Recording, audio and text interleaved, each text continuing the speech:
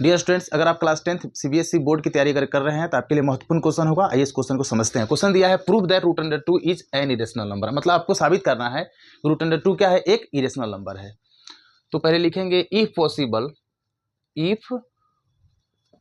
Possible let root under 2 be a rational number, है ना।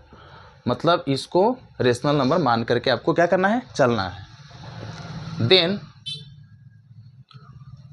We can write, मतलब अगर रूट अंडर 2 को आप रेशनल नंबर अगर मानेंगे तो आप इसको क्या लिख सकते हैं, रूट अंडर 2 इक्वल टू लिख सकते हैं, क्या लिख सकते हैं, पी ओपन क्या लिख सकते हैं, क्यू लिख सकते हैं।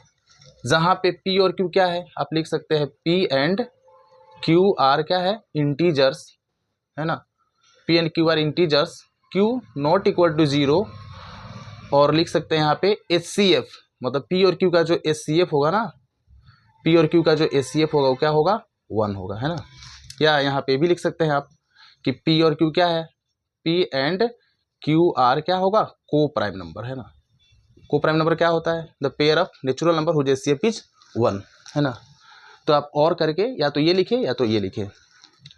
अब लिखिए नाउ, अब हम लिखेंगे नाउ क्या लिखेंगे, रूट अंडर 2 इक्वल टू लिखेंगे पी ओपन क्या लिखेंगे, क्यू। उसके बाद आपको लिखना होगा स्क्वायरिंग बोथ साइड, है ना। लिखेंगे स्क्वायरिंग बोथ साइड, मतलब क्या करेंगे, दोनों तरफ क्या करेंगे, स्क्वायरिंग करेंगे।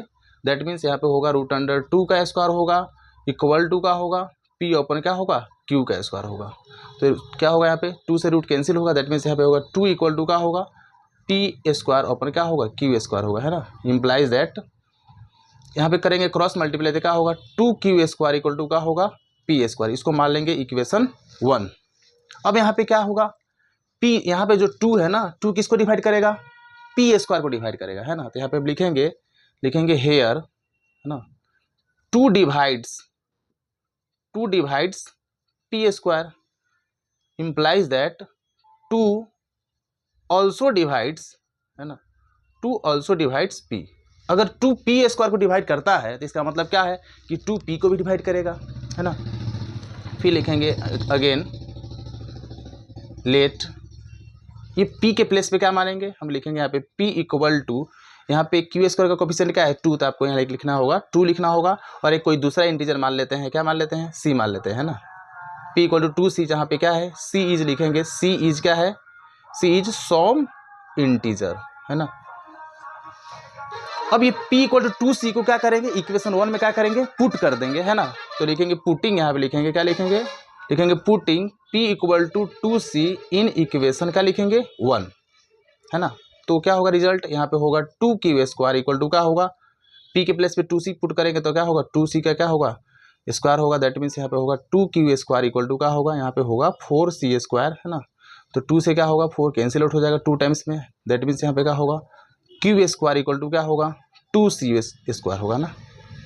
मतलब यहाँ पे क्या होगा रिजल्ट, कि ये जो 2 है ना, 2 किसको डिवाइड करेगा, 2 डिवाइड करेगा क्यू स्क्वायर को, है ना। तो आप यहाँ पे लिखेंगे स्टेटमेंट कि लिखेंगे हेयर, है ना, हेयर 2 डिवाइड, लिखेंगे 2 डिवाइड्स, है ना, 2 डिवाइड्स क्यू स्क्वायर, है ना, इम्प्लाइज दैट 2 ऑल्सो डिवाइड्स क्या लिखेंगे, क्यू। अगर 2 जो है क्यू स्क्वायर को डिवाइड करेगा तो इसका मतलब क्या है कि 2 जो है क्यू को भी डिवाइड करेगा, है ना। इसका मतलब क्या हुआ, therefore 2 is a common factor.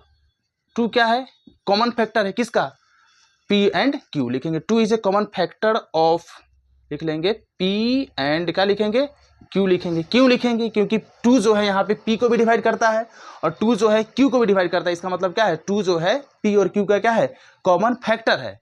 इसका मतलब क्या हुआ कि we arrive at a contradiction, लिखेंगे वी अराइव, है ना, एट अ कॉन्ट्रा, है ना, डिक्शन लिखेंगे।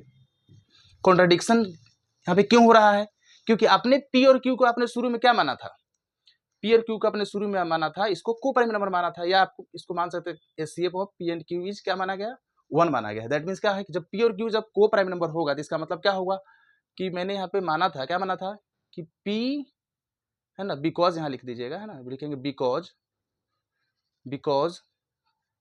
P Q जो है ना, P P and Q are क्या है, को प्राइम।